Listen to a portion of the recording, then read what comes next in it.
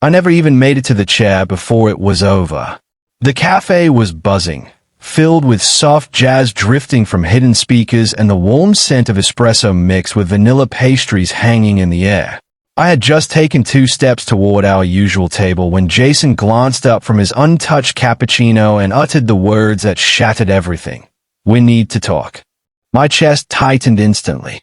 His voice was eerily calm, too steady, like he'd rehearsed the moment countless times. I sat anyway, my palms already slick with sweat. "What's going on?" I asked, trying to force a smile. "Is this about the caterer?" He didn't answer. Instead, he reached into his coat and pulled out a small velvet box, not to offer it to me, but to reclaim it. Setting it on the table like it was just another item being returned, he said flatly, "I can't marry you, Emily." 7 words that tore through me sharper than any scalpel I'd ever held. "What?" I whispered, my throat suddenly too tight to breathe. He leaned back, seemingly relieved to unload the truth. "It's not you. We're just not going in the same direction anymore. I've made new connections, important ones. Megan Langley and we're aligned in ways I didn't recognize before." Megan Langley. The name hit me like a punch to the ribs. Daughter of Gregory Langley, the venture capitalist who practically owned every major tech startup on the West Coast. My heart stuttered. "You're leaving me for her?" I asked. "It's not like that," he lied, the words empty and hollow. "This is better for both of us. You deserve someone simpler." He didn't blink, didn't flinch, didn't seem to register how thoroughly he was gutting me. I stayed, stunned, as he calmly continued. "And the ring," he added, as though it was a casual afterthought. "It's a family heirloom. My grandmother would be devastated if it left the family." I slipped it off with trembling fingers, placed it carefully between us on the table, and whispered, "Thanks for your honesty." Then I stood, turned, and walked away, past the dessert-sharing couple, past the baristas watching curiously, past the moment my life had just split in two. It wasn't until I rounded the corner onto Elm Street that the tears came, hot and silent. I didn't go back to the apartment. I couldn't face the half-packed boxes, the wedding dress in the closet, or the echo of his absence. But someone had already handled it. When I arrived, my belongings were stacked neatly in labeled suitcases by the front door. Clothes, toiletries, even my books, all sorted as if I was being returned to sender. It wasn't Jason. He wouldn't have been so meticulous. It had to be his mother. I sat on the floor beside those bags, numb and hollow.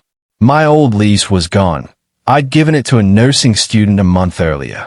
My entire savings had gone toward the wedding. I had less than $100 in my account and nearly a week until payday. That's when I did something I hadn't done in over a year.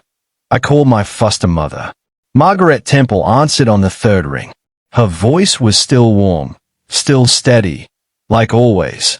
"Emily, sweetheart, where have you been? I was just thinking about you. The shoes we looked at last week." I couldn't speak, just sobbed. That was all it took.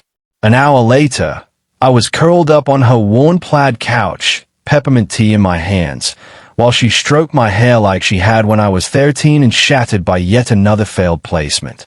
She didn't ask questions. She simply draped a knitted blanket over my legs and said, "Stay as long as you need, honey. You've got nothing to prove." I didn't sleep that night. I stared at the ceiling from the pull-out couch, playing Jason's words over and over in my mind. His indifference, his poise. Had he ever loved me at all? Or was I just a filler until someone with a name like Langley showed up? By morning, the grief had hardened into a kind of shame. I was supposed to be starting a new life. Instead, I was right back where I'd begun, 28, heartbroken, homeless, humiliated. At noon, I dressed, smiled, and went back to work at the hospital like nothing had happened. The nurses greeted me with grins. Some asked about the wedding. I nodded. I lied. I said the date had been pushed back. Said Jason had a work emergency. I said everything but the truth. But inside, I knew I couldn't stay. Not in that town. Not with those memories. Not with Jason and Megan living their shiny, aligned lives just across the state line. Not when I had nothing left. 3 days passed. Long, aching, surreal. I floated through patient rounds and chart updates like a ghost in Scrubs. I kept lying. Said I was fine. Said too much and nothing at all. Then, on the 3rd day, Rachel, the tough, brutally honest charge nurse, stuck her head into roommate where I was checking in 4-line. You still desperate for a miracle escape? I blinked. What? She jerked her thumb toward the hallway. Remember Lily from Neuro? She took a private caregiving gig last month. Live-in, great pay. She quit last week. Couldn't handle the guy. What guy? Rachel smirked. Some reclusive tech mogul. Paralyzed. Lives in one of those houses that looks like it belongs in a movie. Pays triple what we get. 1 patient.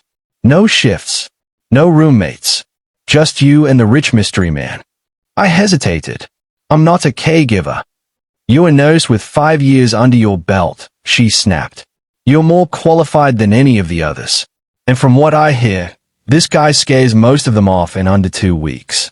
You might just out-stubborn him. I almost laughed. What part of me hadn't already been broken? Still, something about the word escape clung to me. Do you have a contact? 10 minutes later, she handed me a business card with a name written in sharp cursive. Margaret Temple, estate manager, and a number beneath it. It wasn't until midnight that I worked up the nerve to call. I stood in the backyard of my foster mom's house, cold air stinging my cheeks, the phone trembling in my hands. The line picked up on the 2nd ring. Yes. This is Emily Carter. I was told there's a live-in nursing position available. A pause. Can you be here for an interview tomorrow morning at 9? I can. Bring your credentials. The address will be sent shortly. Do not be late. Click. By 4:30 a.m., I was on a flight from Helena to San Francisco, then in a shuttle winding through the misty cliffs of Cypress Hill. I felt like I was dreaming, or trespassing in someone else's story. Then I saw the house. It looked like it had been carved out of the cliffside itself, all glass, steel, and sharp lines, perched above the treetops like a fortress. The front gate opened slowly as my cab approached. Too late to turn back. At the door stood a woman in her 60s, dressed in a navy suit with not a wrinkle in sight. Hair pulled tight. Eyes sharp. You're early, she said flatly. I didn't want to be late. Good. Follow me. The interview lasted 10 minutes. She reviewed my resume, asked a handful of clinical questions, and didn't smile once. Then she said, the position is yours. Terms were blunt, on call around the clock, 2 days off a month, no visitors, absolute confidentiality. I'd live in the suite next to the patient. Meals included. Salary, $12,000 monthly, with bonuses based on progress. I gripped the arms of the chair to steady myself. I had no plan, no home, no backup, just a duffel bag and a bruised heart. Still, I said yes. Your patient is Mr. Ryan Hale, she said. The name meant nothing then, but that would change. The next morning, I stood outside his door, heart pounding. Everything in the house was cold, sleek, impersonal. Polished floors, modern art, silence that echoed. You sure you want this? Margaret asked, clipboard hugged to her chest. I signed the contract. That's not what I asked. I swallowed. Yes. She knocked twice, then opened the door. The man inside didn't turn. He sat by the window in a black wheelchair, staring through floor-to-ceiling glass at the endless trees. Mr. Hale, Margaret said crisply. Your new nurse, Emily Carter. Slowly, he turned.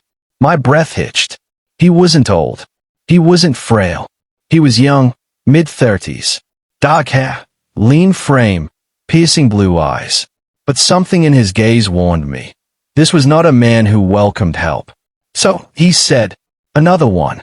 I opened my mouth, but he cut me off. What's the over-under, Margaret? A week. 10 days. She didn't reply. She left us alone. I'm not here to win bets, I said. I'm here to do my job. He rolled closer, eyes scanning me. And what job is that? Medication, vitals, physical therapy, support. You forgot the part where you pretend not to pity me. I'm not here to pity you. His head tilted. That's new. We went through the motions that day in tense silence. He tested me with barbed remarks, but I didn't react. I'd seen worse. Felt worse. I wouldn't crack. That night, as I adjusted his pillows, he said, "You haven't asked about the accident. I figured you'd tell me if you wanted to." A pause. Ski trip. Solo. Bad fall. Helicopter. Haven't stood unassisted since. Thank you for telling me. He stared. Why'd you take this job? I needed it. Not the money. Why this job? Because I've been thrown away before. I know what it feels like. He looked away, something cracking in his expression. Don't get attached, he muttered. I don't do gratitude. Or friendship. Good, I said. I don't do fairy tales. We didn't speak much after that, but something between us had shifted. Then came the fifth night. A storm raged outside, wind howling like it wanted in. I couldn't sleep.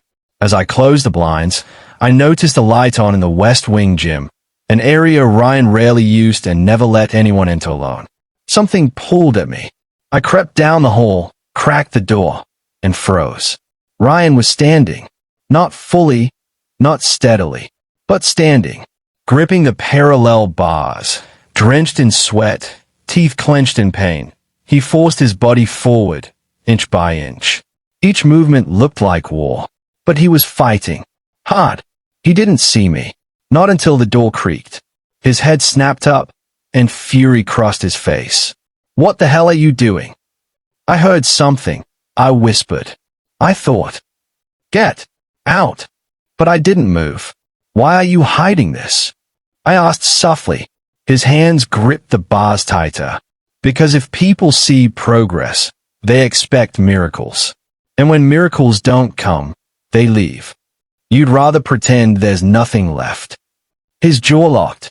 I know what it's like to be discarded, I said. Let me help. Not because you need saving, but because you're not done.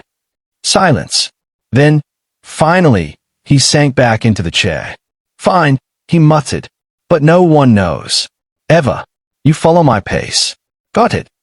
Got it. From that day on, we trained in secret. Early mornings, quiet nights. No cheering. No pity. Just sweat and stubbornness. And then came Eric. Slick, smiling, dangerous. Ryan's business partner. I overheard them talking about Langley Capital, about transferring control of Ryan's company into Shell hands. Megan Langley's family. My heart stopped. It wasn't just a coincidence. I told Ryan everything I'd heard. He didn't react at first. Just sat there. Then finally, you were right. The documents confirmed it. Eric and the Langleys were setting him up, waiting for him to give up. But he hadn't, and he wouldn't. We formed a plan. Quiet. Ruthless. We contacted his lawyers, pulled records, traced signatures. Every night, we worked like ghosts at war. Then, one morning, Ryan knocked on my door. You ready? For what? To remind them who I was before I broke. In a tailored suit, spine straight in his chair, he looked powerful again. Dangerous. Whole.